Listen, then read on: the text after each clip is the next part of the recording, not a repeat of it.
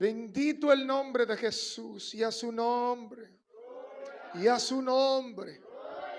Yo quiero que usted esté así como está en pie. El que no lo esté, por favor, haga reverencia. Porque Dios va a hablar en esta mañana. ¿Alguien dice amén? Dios va a hablar en esta mañana. ¿Alguien puede decir amén? Yo quiero que usted vaya conmigo a el libro de Nehemías. Nehemías capítulo 1, por favor, y lea conmigo algunos versos.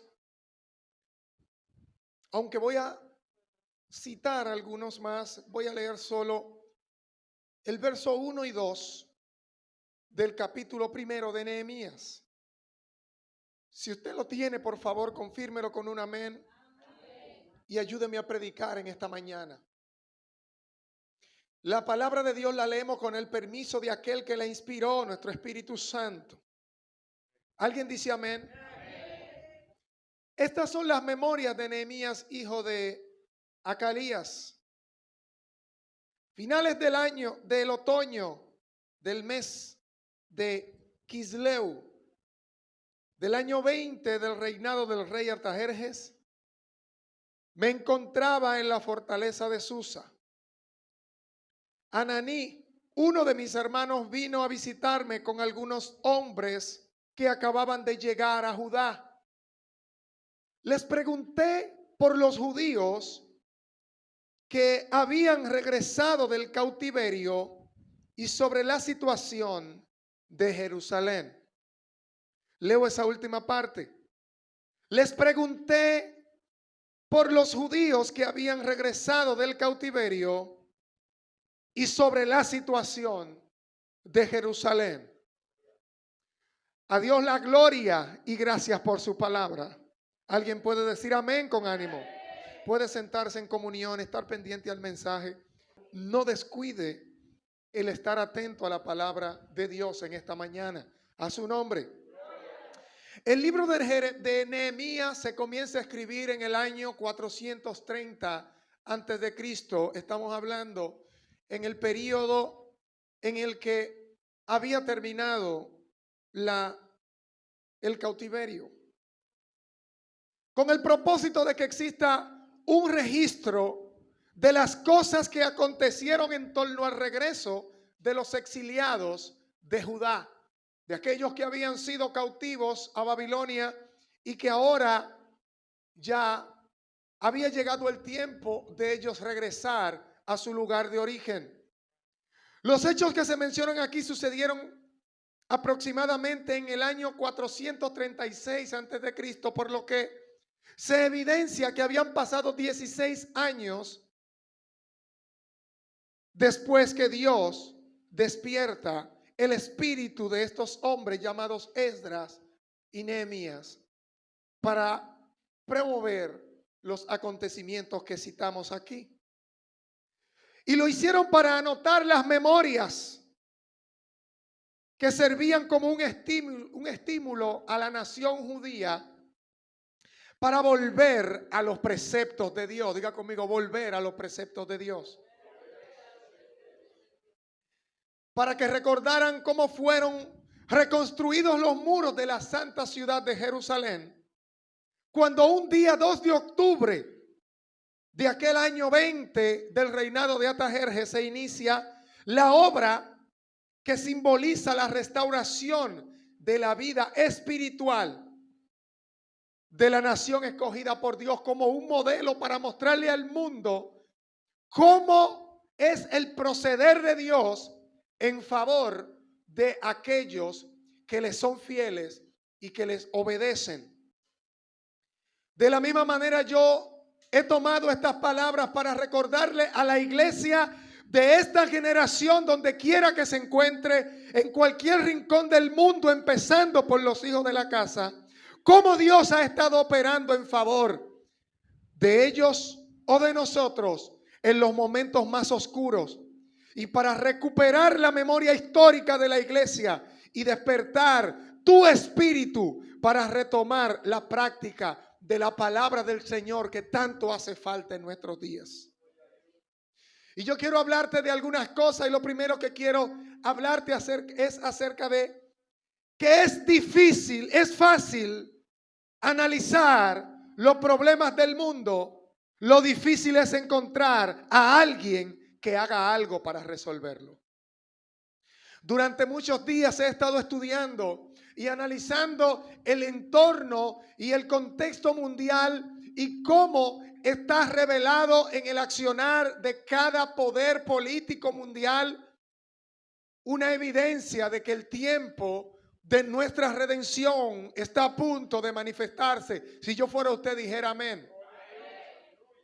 Todo lo que está pasando en el mundo ahora mismo, en todo el globo terráqueo, es una señal inequívoca de que la palabra de Dios siempre ha tenido la razón. Y hemos estado analizando junto a grandes hombres de Dios de esta ciudad y de otros países, cómo todo lo que acontece ahora mismo, cómo las guerras que se están desarrollando, los rumores de guerra que se están viendo, cómo las pestes, las enfermedades, cómo los terremotos que están aconteciendo y muchos otros eventos escatológicos, es decir, del tiempo final, se han manifestado para darle la razón a Dios acerca de lo que Él dijo en su palabra.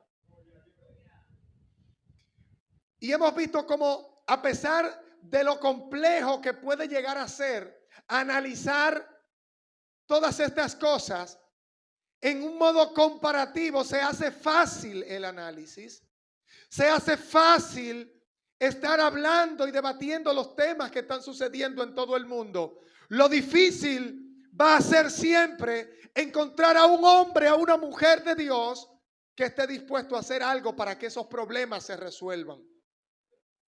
Durante todos estos días, incluso en el programa de la radio de este fin de semana, estuve hablando acerca de todas las cosas que están aconteciendo hoy en día que deben darle una alerta a la iglesia para que la iglesia se aperciba, deje la ñoñería y deje el entretenimiento y se ponga a hacer lo que fue llamado la iglesia para hacer. Y hablaba de tantas cosas que mientras disertaba, Dios traía a la mente muchos acontecimientos importantes que están sucediendo en la actualidad. Muchos temas que han puesto a la humanidad de cabeza. Cosas que han sido capaces de voltear el mundo. Cuando hablamos del tema de los derechos que la gente tanto reclama y que a veces ni siquiera sabe para qué los reclama. Cuando yo escucho a una mujer reclamando que le den el derecho a prácticamente suicidarse a través de un aborto ya de 8 meses, de manera inequívoca yo llego a la conclusión de que la gente está exigiendo cosas que no sabe a dónde lo van a llevar. De que la gente exige derecho a que le permitan ser algo que realmente no es. Cuando veo una comunidad LGBT exigiendo que a un hombre se le llame mujer y que a una mujer se le permita llamarle hombre. Cuando nosotros vemos cómo está la humanidad reclamando reivindicaciones y cosas que entiende que le corresponden, cuando ha ignorado a propósito las cosas que son sus deberes. Vemos una humanidad que está más al tanto de los derechos que tiene que de sus responsabilidades en esta tierra. Pero también he estado viendo con mucha preocupación, y no solo yo, sino otros hombres de Dios que están pendientes del pulso profético de esta generación.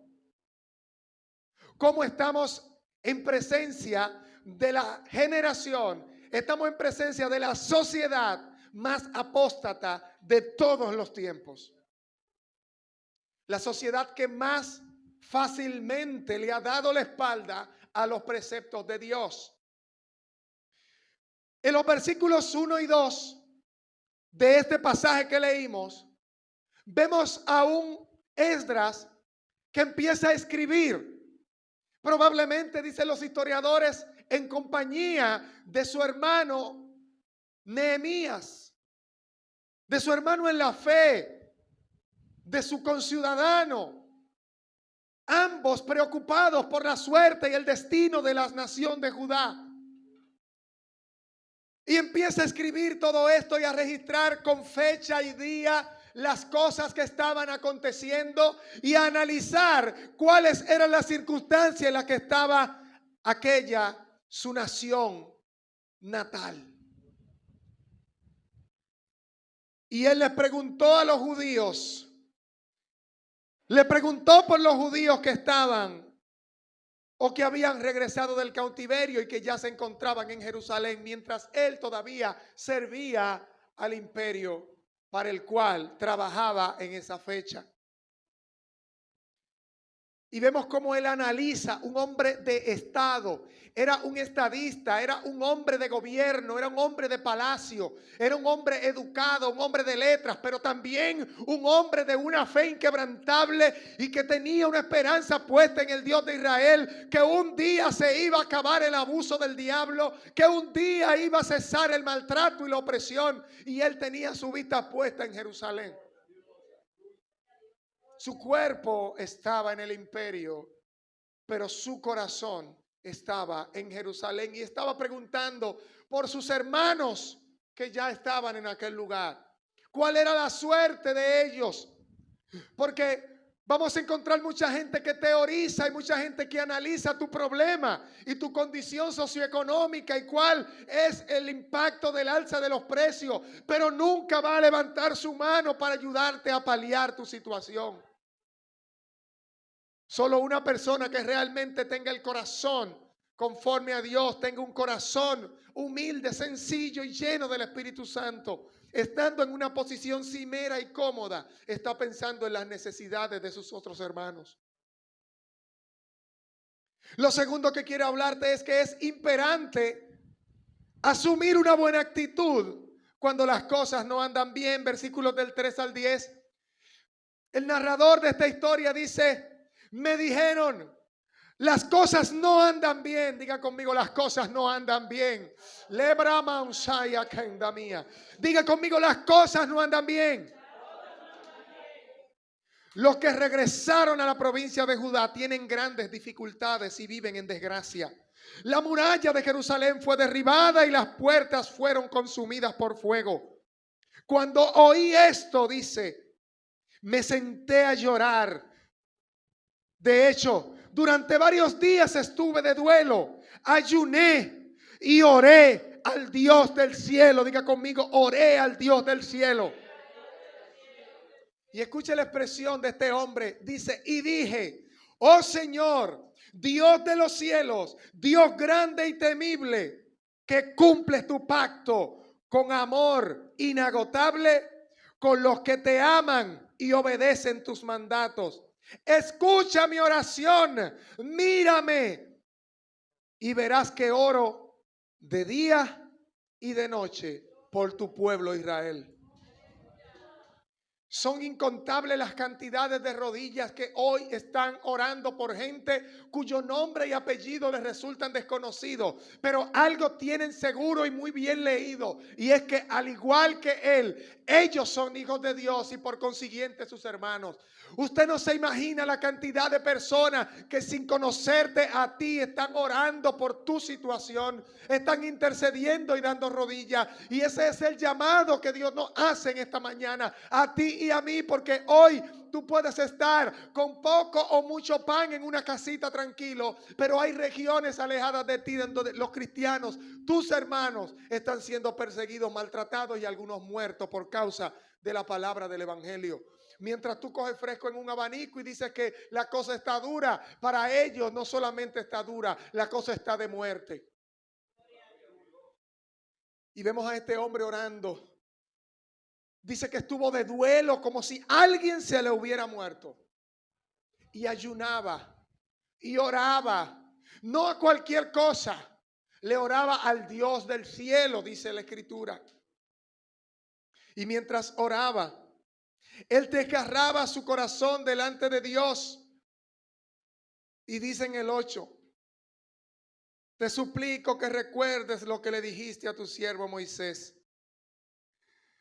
Si me son fieles, si me son fieles, los dispersaré entre las naciones, pero si me son infieles, los dispersaré en las naciones. Pero si vuelven a mí y obedecen mis mandatos y viven conforme a ellos, entonces, aunque se encuentren desterrados, en los extremos más lejanos de la tierra, yo los volveré a traer al lugar que elegí para que mi nombre sea honrado. Por eso es que yo he venido el día de hoy a traerte esta palabra. Yo he venido hoy a hablarte. Es tiempo de levantar el muro y de restaurar la casa. Hace mucho tiempo que la iglesia ha venido padeciendo por diferentes causas, dentro de ellas la apostasía de unos cuantos que no han puesto su mirada, primero en la ordenanza de Dios y segundo en la corona de justicia que el Señor nos tiene reservada.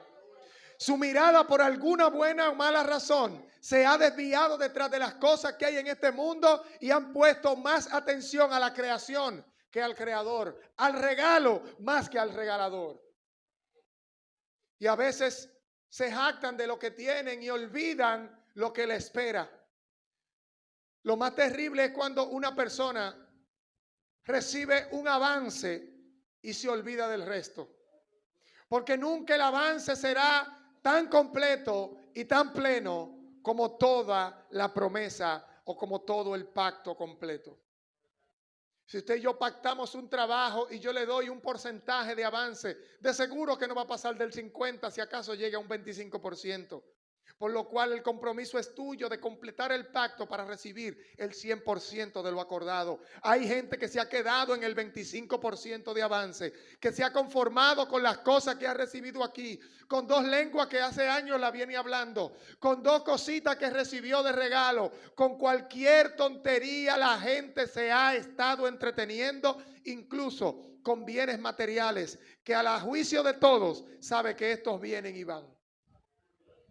Hay gente que se ha quedado en el avance del 25 y se ha olvidado de que hay un cielo nuevo y una tierra nueva. De que hay una nueva Jerusalén, la Jerusalén celestial, una que no ha sido edificada con mano de hombre, que es la que Cristo nos tiene reservada a nosotros. Que no te parece a nada que usted haya visto, porque no es algo que proceda de la vida carnal, sino que es plena y absolutamente espiritual. También quiero hablarte acerca de que la oposición del sistema no se hará esperar cuando llegue ayuda para el pueblo de Dios.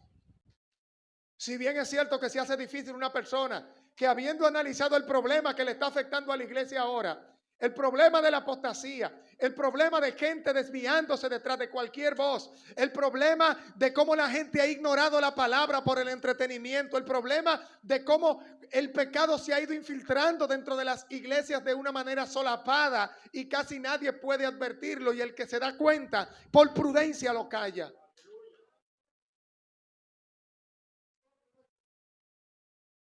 Cuando llega el momento de que se levante alguien y denuncie que las cosas no andan bien, cuando alguien por fin se dé cuenta de que sus hermanos necesitan ser restaurados, de que los muros espirituales de la iglesia deben ser levantados y restaurada la casa, siempre va a aparecer una oposición en frente de aquel que se levante. Yo me he levantado en este lugar para que la identidad, para que las murallas de este pueblo sean restauradas, para que tengan una identidad espiritual de la cual puedan identificarse delante del Dios de los cielos, para que el infierno te conozca y te tema, y para que el cielo se sepa tu nombre. Pero yo quiero que tú sepas que esto no va a ser algo fácil.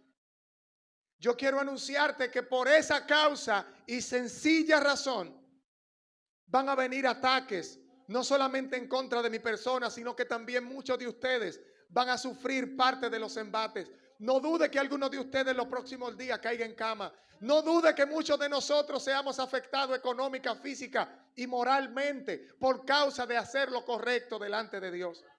Porque si no quieres tener un problema serio, nunca trates de hacer algo serio. Y no te sorprenda tampoco si esos ataques vienen de los círculos más cercanos tuyos. Porque a veces el enemigo toma al más débil para provocar que éste te haga una guerra interna. Pero te tengo una noticia. Y te voy a hacer la metáfora del huevo. El huevo es una estructura muy frágil. Es un proyecto de una nueva vida, para decirlo en términos prácticos. Pero el huevo, así como es de sencillo, llega un tiempo que luego de haber sido incubado, luego de haber sido calentado, lleva vida por dentro. Pero hay algo que yo quiero que sepas, y es que si cuando tú entras a la cocina y agarras un huevo y aplicas una fuerza desde afuera al huevo y lo golpeas, el huevo morirá e irá a convertirse en un omelette, irá a convertirse en un huevo revuelto, irá a convertirse en cualquier clase de alimento. El huevo morirá. Morirá cuando una fuerza externa, una fuerza desde afuera lo ataque. Pero cuando un huevo es observado que una fuerza desde adentro lo está empujando, es porque está a punto de nacer una nueva vida. Por lo cual no te sorprendas si tú sientes que fuerzas desde adentro están empujando tu cascarón. No te quieren matar, te quieren dar un nuevo nacimiento. La oposición a veces se convierte en la herramienta de Dios para moldear y pulir nuestro carácter en medio del proceso. No van a hacerse esperar por ninguna razón cuando alguien intente ayudar al pueblo de Dios. El capítulo 2, versículo 9 al 10, habla acerca de esto diciendo, escuche bien, cuando llegué ante los gobernadores de la provincia, al occidente del río Éufrates, les entregué las cartas del rey. Debo agregar que el rey mandó oficiales, oiga bien, mandó oficiales y jinetes para protegerme. Ahora bien, cuando Sanbalat, el horonita, y Tobías, el oficial amonita, se enteraron de mi llegada, se molestaron mucho, porque alguien había venido para ayudar al pueblo de Israel. Qué extraño que mientras el pueblo de Israel estaba aguantando látigo, nadie se molestaba y todo el mundo aparentaba estar en calma, ni siquiera le importaba a esa gente. Pero por alguna buena razón, después que alguien se levanta para restaurar tu vida y para levantarte, no dude que se levante cualquier clase de oficial de donde sea que venga, que está involucrado con el sistema y que se beneficia del sistema, a querer apocar la obra que Dios quiere hacer en cualquier persona. No fueron personas cualquiera las que vinieron en ataque de él. Dice que fueron oficiales los que les atacaron. Y es penoso, pero dice que se molestaron en gran manera por esta razón. El capítulo 6, versículos del 1 al 6, el 4, versículos 1 y 2, dice así, quiero compartir esto. Cuando Sanbalá se enteró de que estábamos construyendo la muralla, se enojó muchísimo. Diga conmigo, se enojó muchísimo. No me importa que se enoje el diablo, no me importa que Sanbalá haga lo que haga y que diga lo que diga. Cuánto se enoje no es un problema mío, porque va a tener un doble problema: enojarse y volver a desenojarse. Porque cuando Dios te marcó a ti para algo, no hay diablo que lo destruya, no hay pique humano que lo devuelva. Yo no sé si yo fuera usted dijera amén, porque eso es en favor suyo. Se enojó muchísimo, se puso furioso y se burló de los judíos diciendo ante sus enemigos y oficiales del ejército de Samaria: ¿qué cree que están haciendo este pobre y debilucho grupo de judíos? ¿Cuántas veces, pueblo, no te han tenido a ti como débil por tu número, por tus condiciones y por tus recursos? Yo quiero que sepas que las burlas del diablo son normales cuando hay un pueblo que está a punto de manifestar la gloria de Dios. Si yo fuera tú, diera un aplauso fuerte al Señor.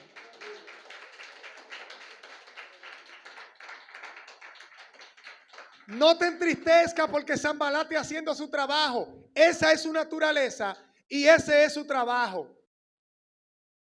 Ahora yo quiero invitarte a ti a hacer el tuyo. El burlón, su trabajo es burlarse. El que ataca, su trabajo es atacar. El que avanza, su deber es avanzar. Dele la gloria al Señor. Gloria a Jesús.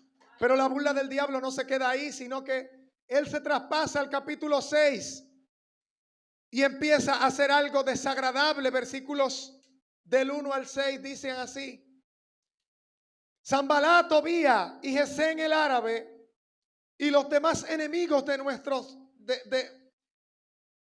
y los demás enemigos nuestros descubrieron que yo había terminado la construcción de la muralla. Yo quiero detenerme aquí. Todos los ataques anteriores en este pasaje demuestran una sola cosa: que no pudieron hacer nada para impedirlo. Porque los mismos que se burlaron al principio y que empezaron a mandar mandados y a decir cosas sandeces en contra de la obra de Dios y del levantamiento de los muros y la restauración de la casa, fueron los mismos que después fueron testigos de que la obra había sido terminada. Yo no quiero llenarte la cabeza de problemas sin decirte que eso va a terminar en una solución gloriosa de parte de Dios para este pueblo y para todo el que me está viendo, que hoy se abrace de la fe del Dios de Israel.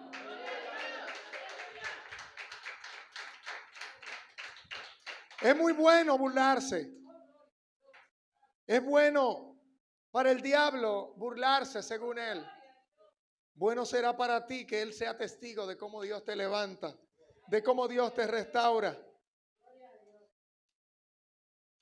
Y que no quedaba ninguna brecha, a pesar de que todavía no habíamos levantado las puertas en sus respectivos lugares. Es importante que tú entiendas esto, amado. En el tiempo de reconstrucción van a pasar muchas cosas.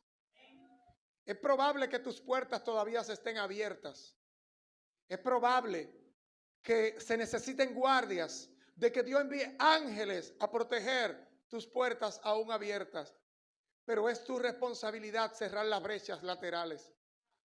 No es menester que ubiques y que uses tanta fuerza, tanta mano de obra, sin que queden brechas totalmente cerradas en tu vida. Hay brechitas que son tu responsabilidad.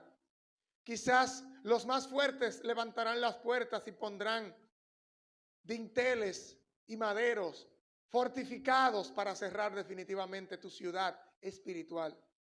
Pero la responsabilidad de cerrar las brechas es tuya. Cuidado con las brechas que estás dejando abiertas. Dios quiere restaurarte, pero hay brechas en donde el enemigo vive pendiente de observar por dónde se puede meter. Fíjate que una de las cosas que horrorizaron a Sanballat, a Tobía y a Gesem era que ya toda la muralla estaba reconstruida y que no quedaba una sola brecha, a pesar de que la puerta todavía no estaba hecha. Porque una cosa te voy a decir, y es que las puertas de tu corazón solamente fueron abiertas al Señor. Porque yo creo y no me equivoco de que un día le dijiste al Señor: entra a mi corazón. Ya Él tomó tu puerta. Dale un aplauso al Señor.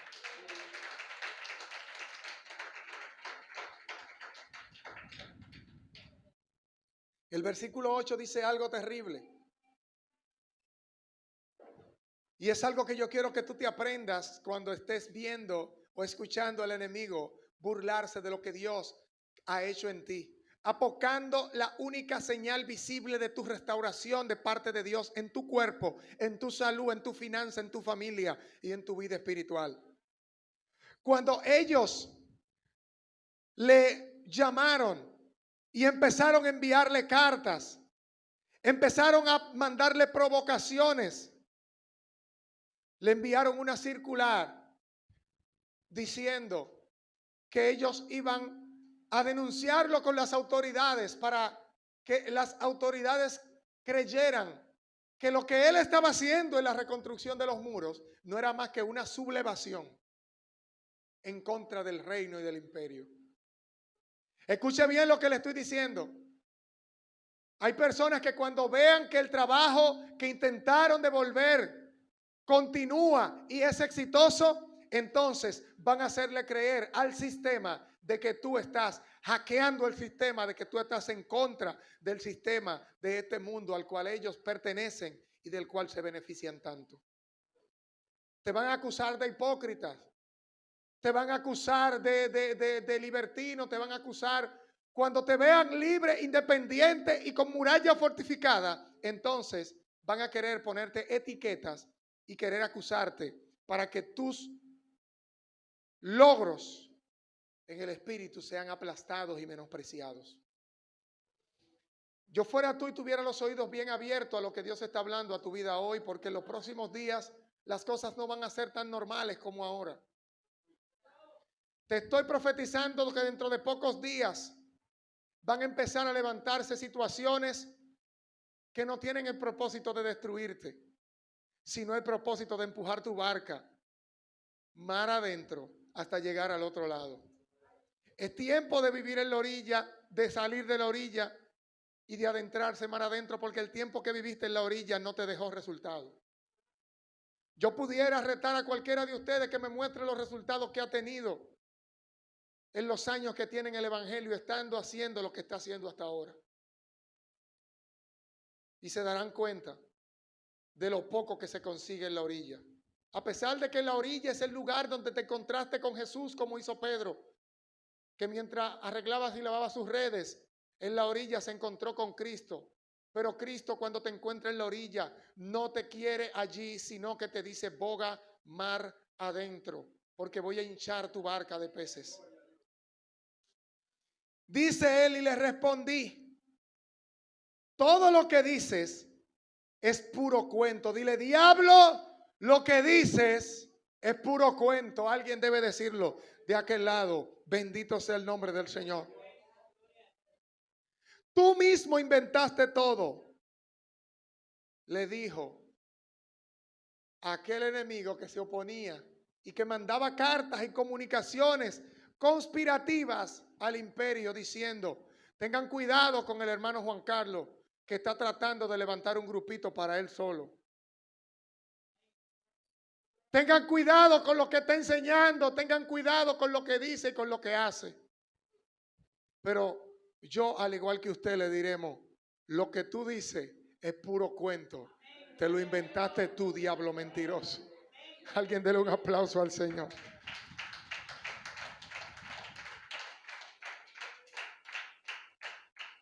La decisión de guiar al pueblo a obedecer nuevamente la ley de Dios es lo último que yo quiero tratar contigo. Cuando estos hombres se levantan, no se levantan únicamente con el propósito de restaurar las obras civiles y de ingeniería de una ciudad. A veces se percibe que un hombre de Dios es superficial y que es materialista cuando trata de embellecer y de ordenar la planta física donde el pueblo de Dios va a habitar. A veces se tilda de muy superficial y muy mundano el que le presta atención a detalles que las personas sin visión no están pendientes.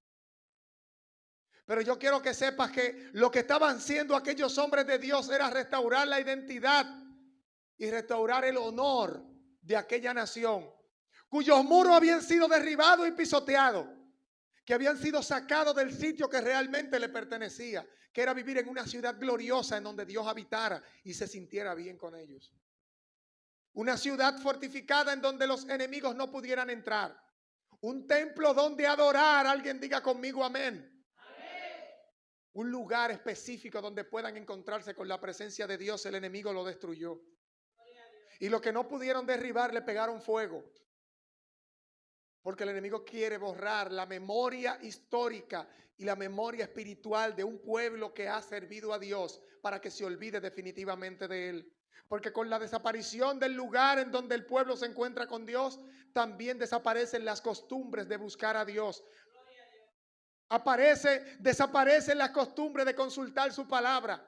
Desaparece el hábito de estar de manera permanente en la presencia de Dios y de sentirse cómodo en ella. Levantar los muros, las obras civiles, la parte material las paredes de la ciudad. No era una señal de superficialidad y de vanidad de Esdras, Nehemías y esos hombres que quisieron reconstruir el templo. Eran elevar el ánimo de la gente y hacerles saber que lo que un día el diablo desbarató, Dios lo puede hacer más fuerte y más alto ahora.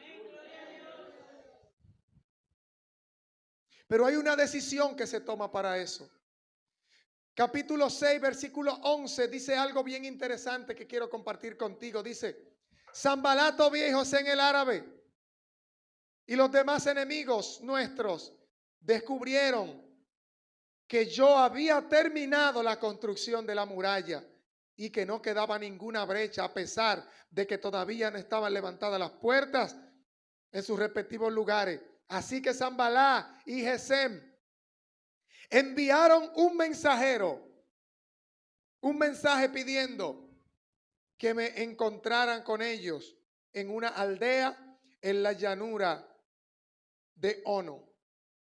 Pero me di cuenta que ellos tramaban hacerme daño, de modo que les respondí el siguiente mensaje. Dígale al diablo: diablo, estoy ocupado. Tengo muchas cosas que hacer. Oiga lo que le respondió este hombre a los que lo estaban convidando para tirarle un gancho. Escuche bien esto, que esto no es sencillo lo que te estoy predicando en esta mañana. Oiga el mensaje que él les devolvió: estoy ocupado en una gran tarea, así que no puedo ir. Cuando te quieran invitar, cuando te quieran entretener en la reconstrucción de tu vida espiritual para hacer cosas que no convienen al propósito que Dios tiene de cumplir su palabra en tu vida, solamente tienes una respuesta que desde hoy te programo y te instruyo para que se la diga bien fuerte al oído al diablo o a cualquiera que se haga su mensajero. Y dile: diablo, estoy ocupado, estoy en una gran tarea, estoy reconstruyendo mis muros y levantando mi casa. Porque cada uno primero debe ocuparse de edificar su casa. Como hizo Nehemías, que cuando el rey le preguntó por la situación que le estaba entristeciendo, él le pidió materiales para restaurar a Jerusalén, pero también dice: para restaurar mi propia casa.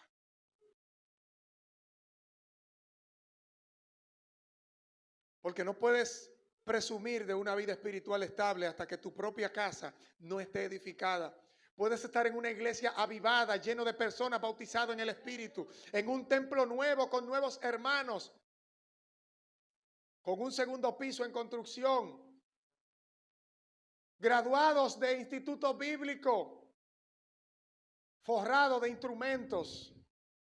Si todavía tu casa está en ruinas, si todavía tu propia vida espiritual no le dice nada a Dios.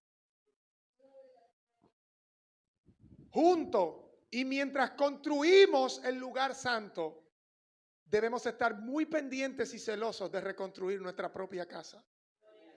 Para que no suceda como dijera el apóstol Pablo, no sea que yo, siendo heraldo para otros, anunciador de la grandeza y de la nobleza de otros, al final yo venga a ser consumido y descalificado.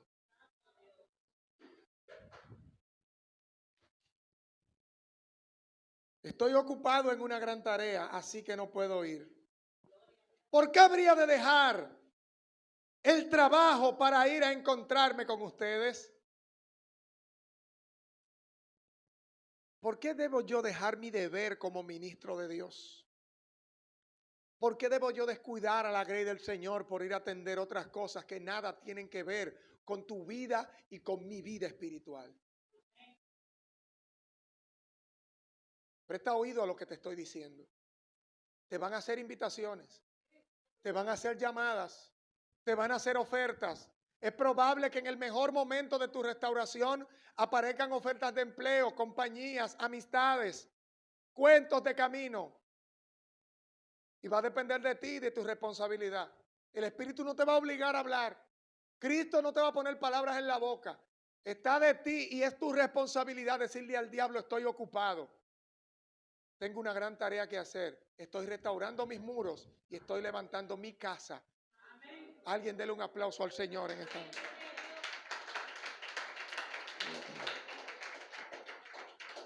Y voy a terminar con esto para poner en marcha la decisión de volver otra vez a llevar al pueblo a la palabra. Existe lo primero, movilización. Digo conmigo, movilización. Nehemías primero movió su rostro porque hay cosas que deben acontecer adentro para que luego se manifiesten afuera. Antes de Nehemías ir a Jerusalén, dice que primero se movió delante del rey para quien servía y con un rostro compungido, el rey lo nota, triste.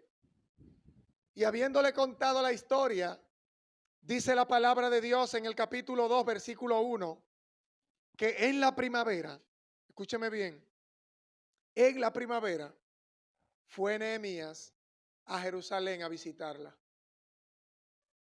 Va a hacer falta movilizarse. Ahí sentado donde tú estás no va a pasar nada. La oración de la hora novena es el lugar en donde tú tienes que movilizarte si de verdad tú quieres ver los muros de la casa levantados. Los servicios acostumbrados son el lugar donde tú tienes que estar. La hora de los estudios son el lugar en donde se están edificando muros espirituales en tu vida. El tiempo de la evangelización es el lugar idóneo para ti si quieres ver una casa totalmente restaurada. Congregarse y no dejar de hacerlo como algunos tienen por costumbre. Es la tarea de todo aquel que quiere realmente y que tiene un compromiso con su restauración. Porque donde está tu tesoro está tu corazón. Debes tú depositar todo lo que tienes y todo tu esfuerzo en torno a la obra del Señor. Otro aspecto importante es que él hizo una inspección.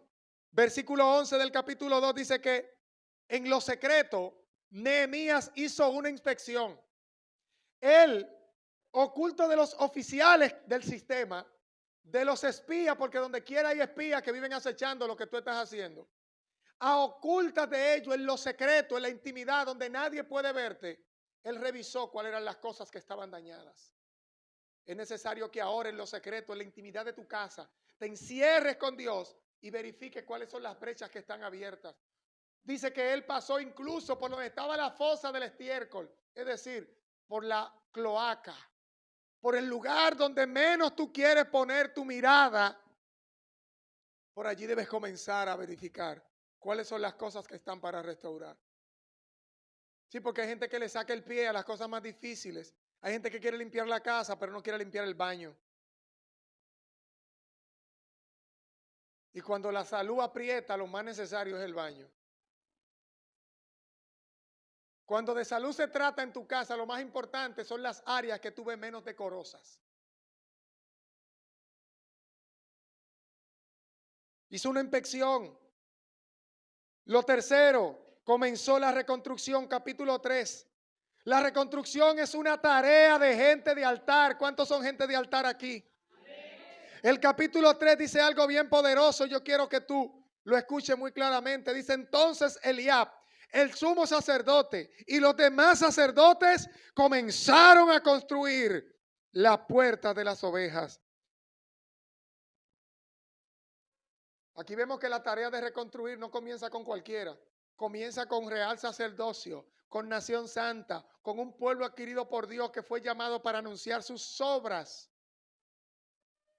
de un Dios admirable. Yo no sé cuántos son gente de altar aquí, cuántos se visualizan un día en el altar, pero yo quiero que tú sepas que quienes comienzan la reconstrucción es gente de altar. Porque si en el altar tú trabajas, en el altar te quedas. Por último, la terminación. Versículos 6, capítulo 6 y 7. Dios anuncia cómo vuelve el poder y vuelve el orden a la casa de Dios. Dice que habiendo pasado 50 días después del inicio de la obra, diga conmigo 50 días. Esos 50 días me parecen muy conocidos cuando después de 50 días apareció en una reunión como de 120. lenguas de fuego repartidas que bautizaron a todos. Y dice la Biblia que ese día todos fueron llenos de poder.